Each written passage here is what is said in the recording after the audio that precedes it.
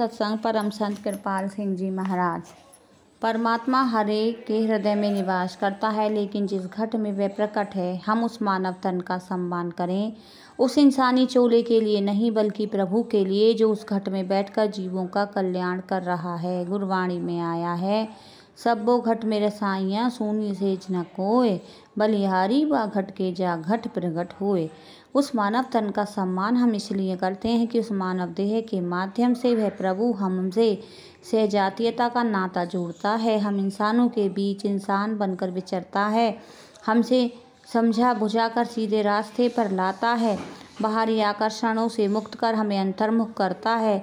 वह साधन युक्ति देता है जिससे हम मन इंद्रियों से ऊपर आकर पहले आत्मा का साक्षात्कार करते हैं और फिर अंत में प्रभु से मिल जाते हैं।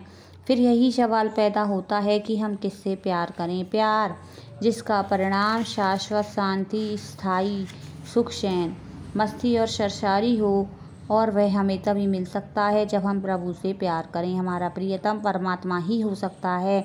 यीशु मसीह ने इसलिए कहा, अपने परमात्मा से प्यार कर, पूरे मन से, पूरी आत्मा से, अपनी पूरी शक्ति के साथ।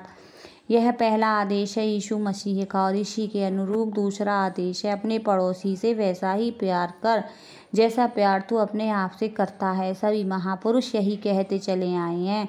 प्रभु का यह कहना है, जो सब में, मुझ में और सबको मुझ में देखता है, वह मेरा सच्चा भक्त है और मुझे प्रिय है। यही परम लक्ष्य है।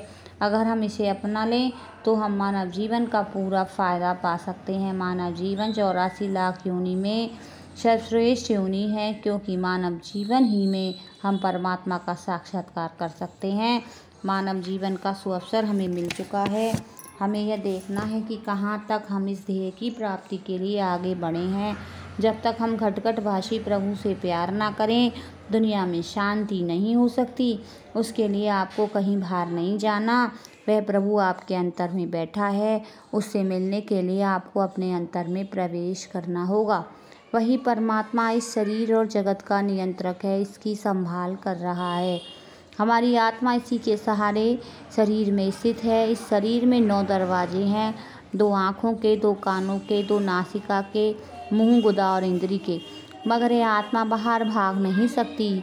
श्वास बाहर जाता है मगर बाहर रह नहीं सकता। कोई ताकत उसे खींचकर अंदर ला रही है।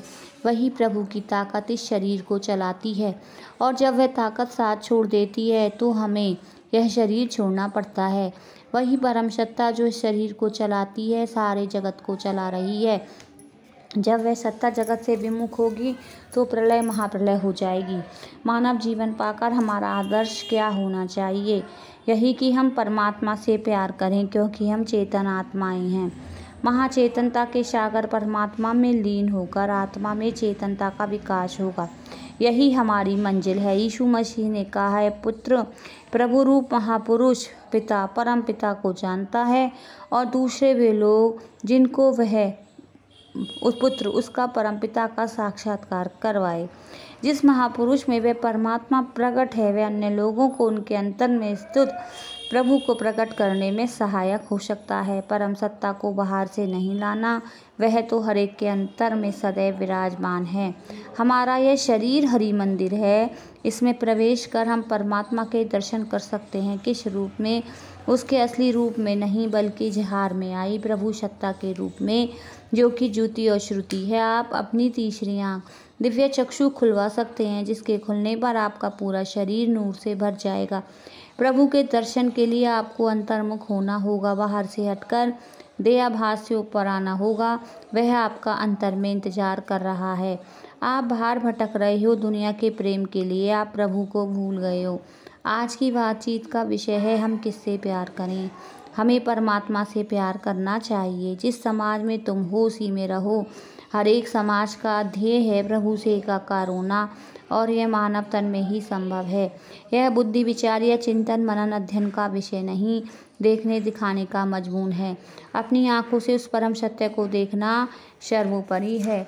उसमें भूल और भ्रम की कोई संभावना नहीं रहती।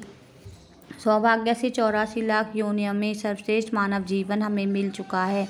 मानव जीवन के परम लक्ष्य है प्रभु प्राप्ति के लिए हम किसी न किसी धर्म समाज में भी प्रवेश पाए भी हैं।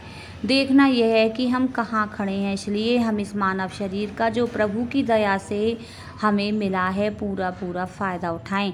पशु का सिर तो कुदरत ने ज़मीन की तरफ बनाया है, वह अगर सारी उम्र खाने पीने में लगा रहे तो कोई बात नहीं। हे इंसान, तेरा सिर तो प्रभु ने ऊपर बनाया है, तू ऊपर गगन की ओर देख, तेरा लक्ष्य तो ऊंचा है। धन कृपाल।